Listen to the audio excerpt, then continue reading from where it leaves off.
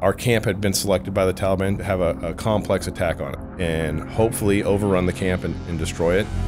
So I presented my sniper rifle to the enemy, pulled the trigger once, and then my rifle jammed. I was like, I've done all this training, I've got this $10,000 rifle, and my story ends here. That was the end. I'm looking at these muzzles. I remember vividly the muzzle blast, and each time one went off, I was wondering why I couldn't feel the bullets hitting me. You described it as lucky, but on this podcast we say blessed, and I fully believe you have divine protection all over you on this day.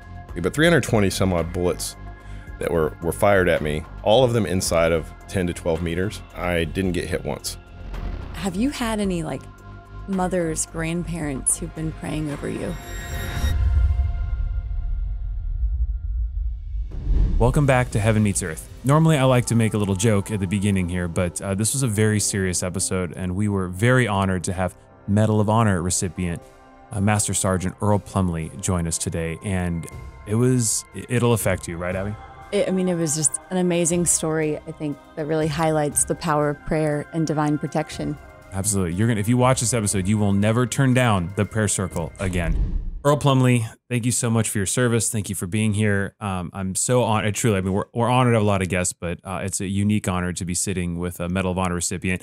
And just so everyone knows who's watching this, Earl is so reluctant to bring out the hardware, and I forced him to because it's such an important symbol, and it demonstrates that there are people today, and like there always have been, who are out there risking their lives to preserve our freedom. So on behalf of this show, on behalf of CBN, Museum of the Bible, and Ab and myself, just thank you for your service, and thank you for being with us today. Yeah, it was my pleasure and my honor, so thank you. And for wearing the hardware, because we are a video podcast, so it's good. It makes more sense to see the visuals.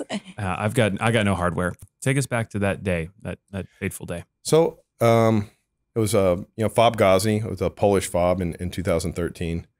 Our camp had been selected by the Taliban to have a complex attack on it, so not a harassment. And their take was we were intending to close the camp, and they found out, and so they wanted to launch a spectacular attack and hopefully overrun the camp and destroy it, which is what the enemy's goals and intent always are. But if they failed, they knew we were going to close the camp and leave, so the messaging to the Afghan people would be that they had driven the Americans from that region. So they initiated that attack by getting 3 truck bombs, VBIDs, that were in the 3,000 to 5,000 pound range, and then 1 truck bomb that was in the 20,000 pound range. And honestly, it was a great plan. It was really well executed, and just things went wrong for them at key times and key places. The 20,000 pound bomb, which would have absolutely just erased the camp, the fuel pump went out on it, and it broke down a mile from our camp. Afghani police officer saw one of the trucks and just had a premonition that it was a bomb, and shot it with a rocket launcher and destroyed it, ultimately sacrificing himself and his checkpoint. But he just knew it was a bomb. It didn't investigate the truck and engaged it with an RPG. And so that left the Taliban with two big bombs, which brings me into my part of the story. Is a cement truck with about 5,000 pounds of explosives rammed the wall near me, and 15 Afghan assaulters sprinted through that blast site. And didn't know that. I knew that whatever the enemy's doing, you try to do the opposite. It seems. So if they're going one way, I would try and stop them.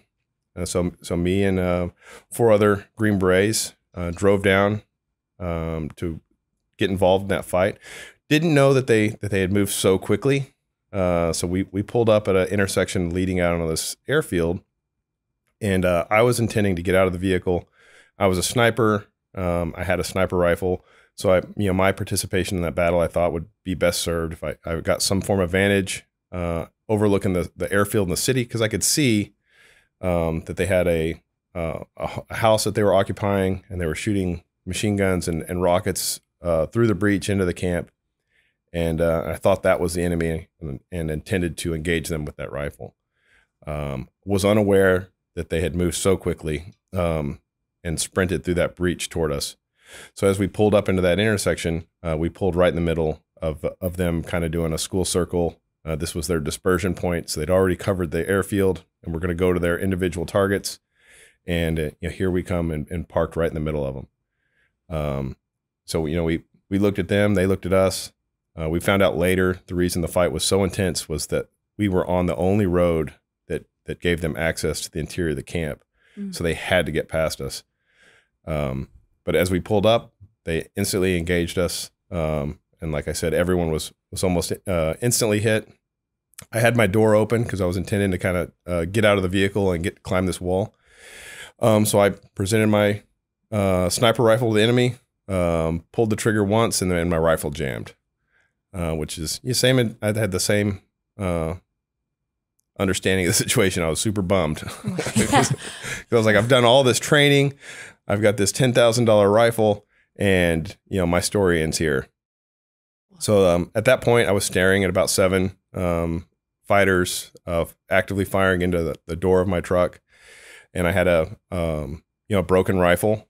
And to me, I thought that was the end. I'm looking at these muzzles. I remember vividly the muzzle blast. And each time one went off, I was just like, I was wondering why I couldn't feel the bullets hitting me, because we're so close. I couldn't understand how they could miss. Mm-hmm. And so I thought the only participation I could have in that battle at this point was to buy the guys in the truck with me as many moments as I could, so that they could come up with a better plan. Because the only plan I could think of was to pull my pistol and charge that nearest group of fighters.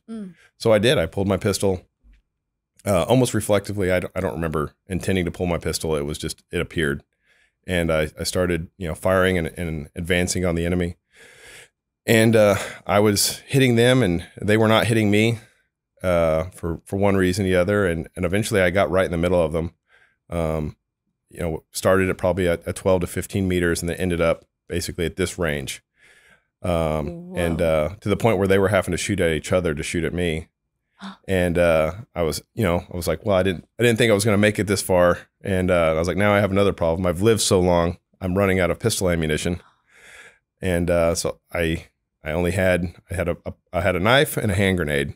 And so I pulled out my hand grenade, threw it to the nearest fighter, which, luckily if you're wearing a suicide vest and somebody throws you a hand grenade, you try to get away from it. So everybody quit shooting at me. They ran for cover. Except for one fighter, and it was the actual fighter I hit the grenade with. He didn't try to avoid it. He just laid right there on it, picked me up under his sights, and fired his rifle at me until the grenade detonated.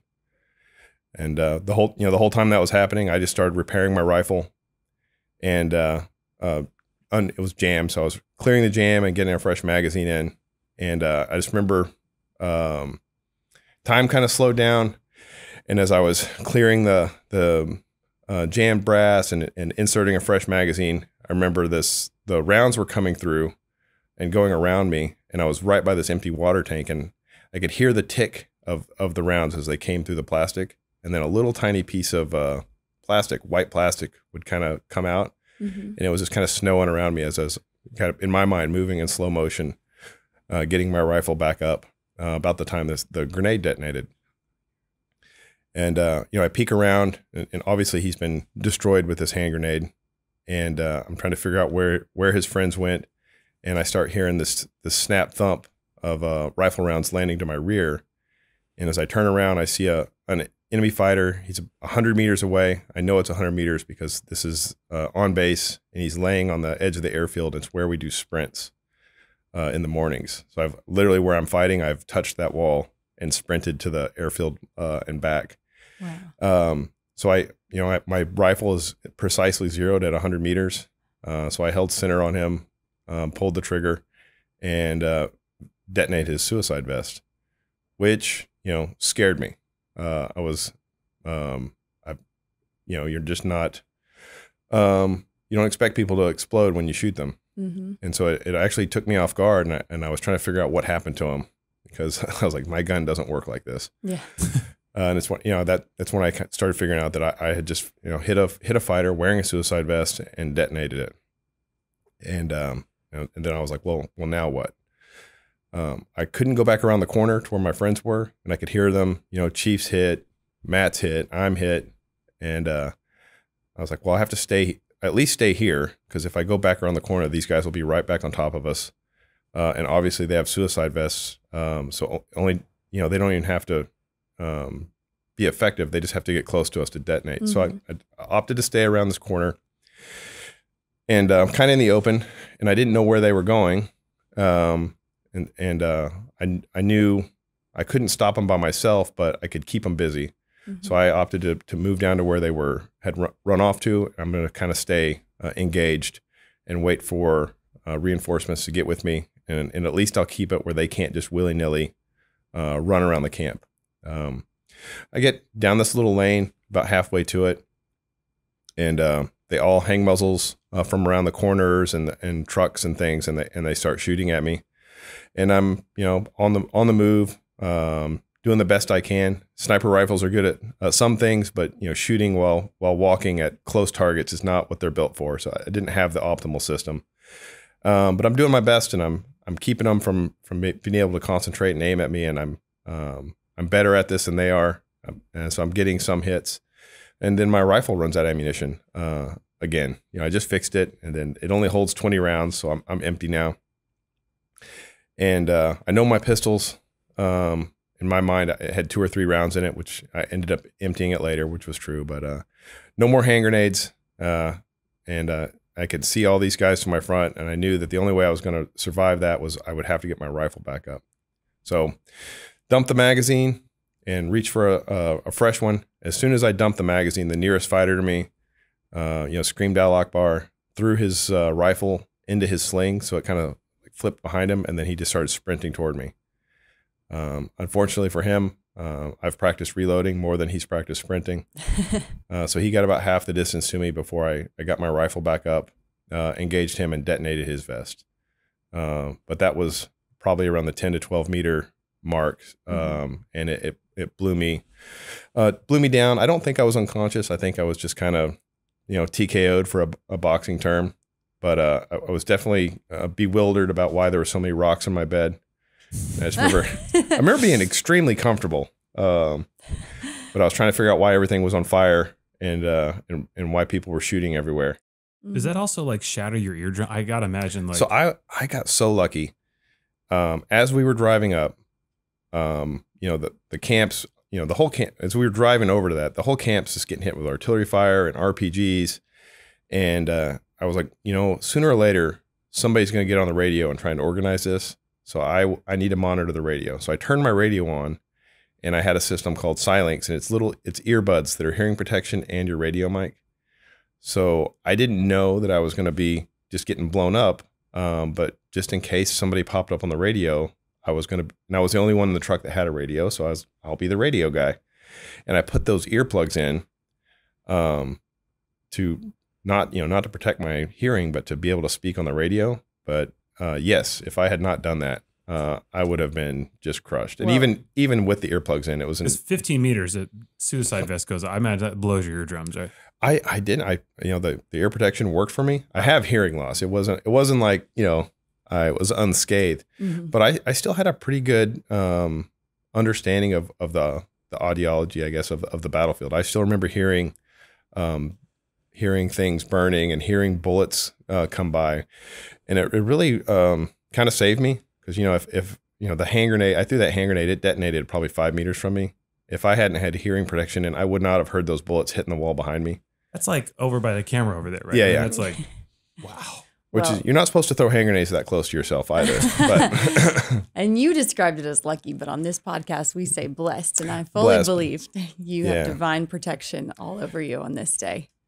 So from where I got out of the truck to where I got blown down there, we went back, and there was 323, I don't remember exactly, but 320 some odd bullets that were fired at me, all of them inside of 10 to 12 meters, and I didn't get hit once.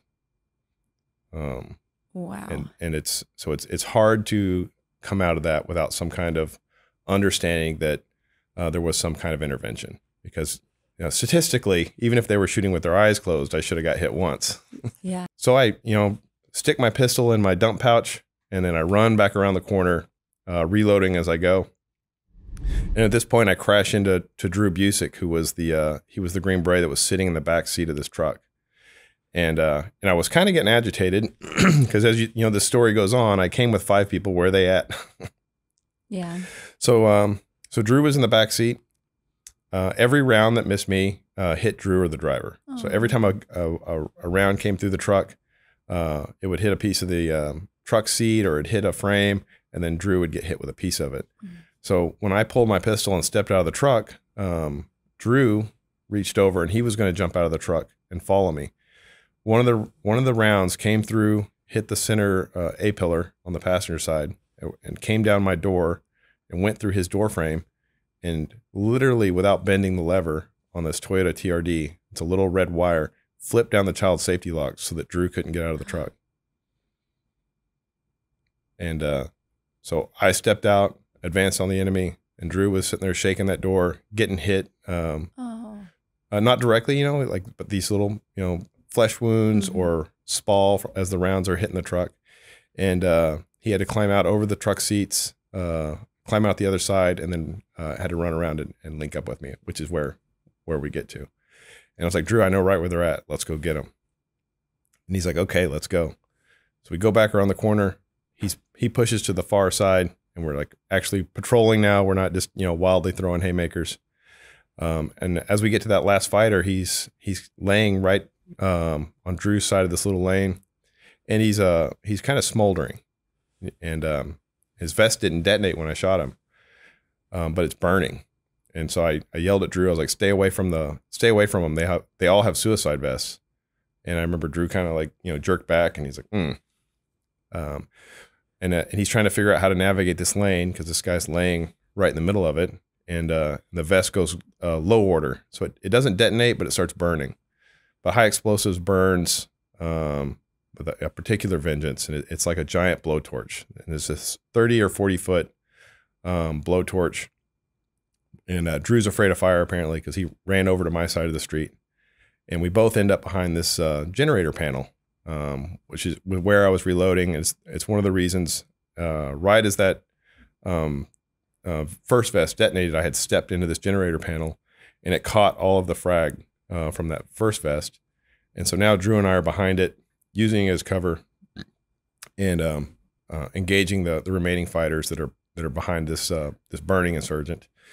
And they all had these hand grenade belts. It had like 20 hand grenades on it, and I guess they were stitched with the rings in because they were just throwing these hand grenades so fast. And they were so close to us. You know, the whole gunfight took place in a room about the size of the studio.